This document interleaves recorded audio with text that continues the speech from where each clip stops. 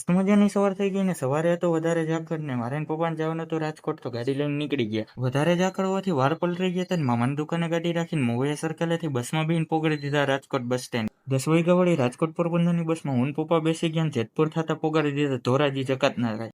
ત્યાંથી BMW માં બેસાડીને પોગાડી દીધા ડ્રીમ ઇન્ટરનેશનલ સ્કૂલ. ત્યાં ઓફિસમાં જઈ ઇન્ફોર્મેશન લઈને સ્કૂલની વિઝિટ કરીને હું પપ્પા નીકળી ગયા બસ સ્ટેન્ડે. 12:30 ધોરાજી પહોંચ્યા હતા ને 2 કલાકમાં કામ પતાવીને 2:30 વાગ્યા વળી બસમાં રિટર્ન થઈ ગયા ને બપોરે જમવાનું બાકી રહી ગયું. માતાજી સુખી રાખે યાર, આ ઘા સહન નથી થતા હવે.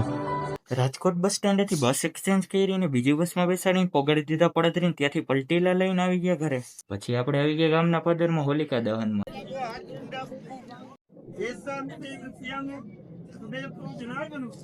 આવી રીતે અમારા ગામમાં હોળીનું આયોજન હતું ને બધાને હેપી હોલી. રાતે જમવામાં પાઉંભાજી ને ઘૂઘરા હતા.